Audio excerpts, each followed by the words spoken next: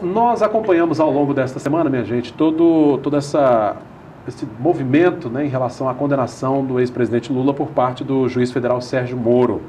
Para comentar essa decisão e os próximos passos, né, nesse processo que ainda tem muita coisa para andar, eu recebo aqui o nosso colunista das quintas-feiras, excepcionalmente ele participa conosco nesta sexta, doutor Cleilton Mendes, que vai falar um pouco sobre esse processo.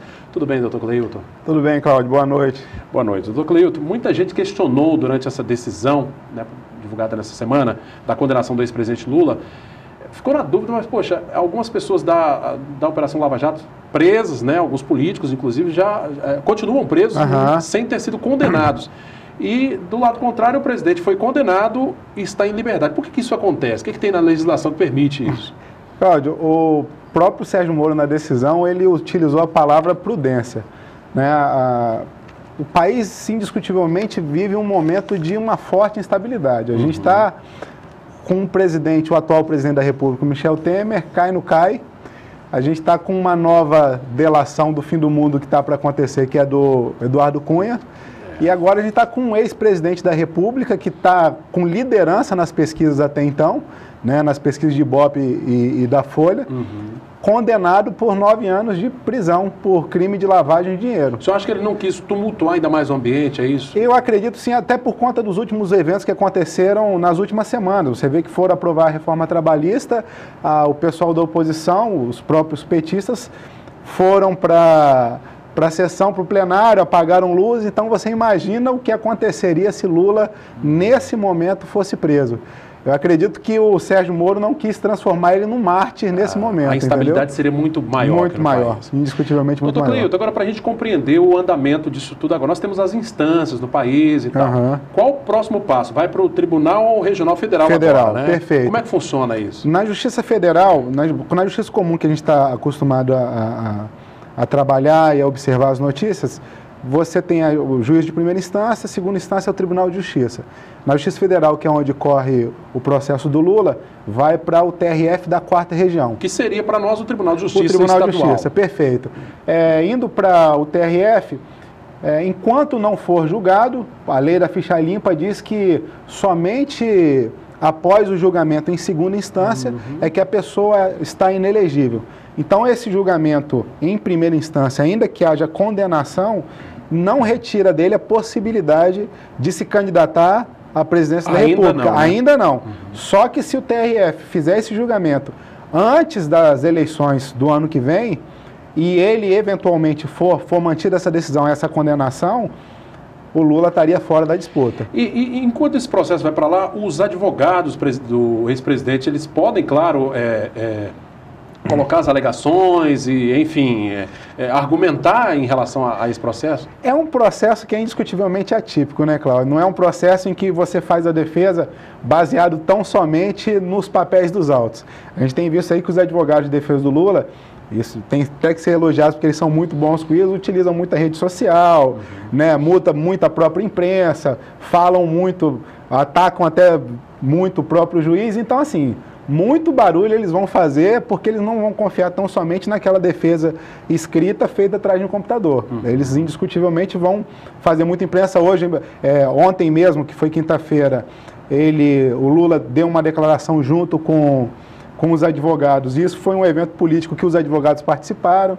Então, assim, não se pode excluir o elemento político que se envolve uma decisão dessa natureza. Agora, com a sua experiência, o senhor acha que isso pode também interferir na decisão dos membros lá do tribunal, do conselho, né, que vai julgar isso aí? Isso pode influenciar de alguma forma ou não? Influencia sim, porque são humanos, são pessoas que estão contextualizadas na sociedade. O próprio ministro do Supremo, Fux, disse que a sociedade cobra que os juízes e desembargadores e ministros não sejam deuses, ou seja, não estejam muito acima da sociedade, que estejam no mesmo patamar. Então, indiscutivelmente, todo esse contexto é levado em consideração pelos desembargadores na hora de proferir uma decisão, fazer um julgamento. Os juízes, eles têm que ser imparciais, mas eles não têm como ser neutros. Entendi. Né? Lá no TRF, no Rio Grande do Sul, é um colegiado, né? São quantos desembargadores que votam? Cada turma tem uma quantidade de desembargadores. Esse processo vai ser sorteado para uma dessas turmas, que é uma decisão colegiada, isso depende muito de cada Câmara, né? Tem câmaras que tem 3, 5, a regra é que seja sempre mais que um, porque um desembargador ele não pode ter também, a regra é que um desembargador não seja melhor que um juiz, é que uma decisão colegiada seja maior que a de um juiz. Entendi. Entendeu? É por isso que sempre o número é maior que um. E há, imagino, claro, um relator também de tudo isso. Há um relator, via de regra, não obrigatoriamente, os demais desembargadores seguem o voto do relator. Mas essa é uma regra que a gente observa, mas não quer dizer que é uma obrigação a ser seguida, entendeu? Isso demora um tempinho também, né, esse processo? Leva um tempo. Você vê que só a sentença do processo tem 238 páginas. Então, assim, é um processo muito longo, muito extenso, com muitos volumes. Então, para você fazer um juízo de valor de segunda instância disso, indiscutivelmente vai levar um tempo considerável. Nós estamos falando aqui do lado da acusação, né, da condenação do ex-presidente. Agora vamos falar na via contrária, doutor Cleito. O que os advogados têm de possibilidade para fazer? Eles podem, inclusive, tentar reverter essa condenação? É possível isso? É indiscutivelmente o que eles vão fazer. A principal linha de defesa dos advogados que a gente observa é a alegação de que o Ministério Público fez a denúncia baseado em muitos indícios, né, mas com pouquíssimas ou nenhumas provas. Então, tecnicamente falando, o indício por si só não é motivo para se levar a nenhuma condenação. Essa é a linha de defesa dos advogados.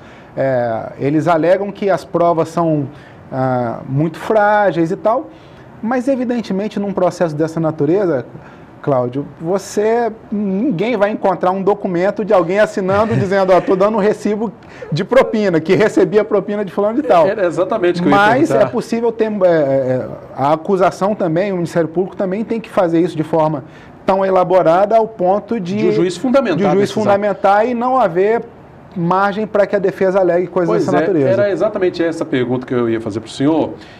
Que os advogados dizem que ele, né, julgou por presunção, por presumir que o presidente né, participou, porque era amigo desse ou daquele, por atender esse ou aquele interesse, mas de forma cabal, segundo, né, a defesa, não tinha nenhum documento, como o senhor mesmo disse, que...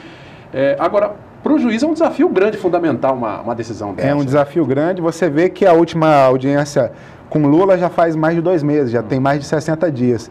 Então, e como eu disse, com uma sentença tem 238 páginas, ele escreveu um livro, fez uma tese jurídica para poder condenar o Lula, e já sabendo, já prevendo, obviamente, não ignorando o fato do Lula estar com bons advogados, até mesmo quem é da oposição, quem é de extrema-direita, reconhece que a defesa está sendo muito bem feita, tecnicamente muito bem feita, mas é isso.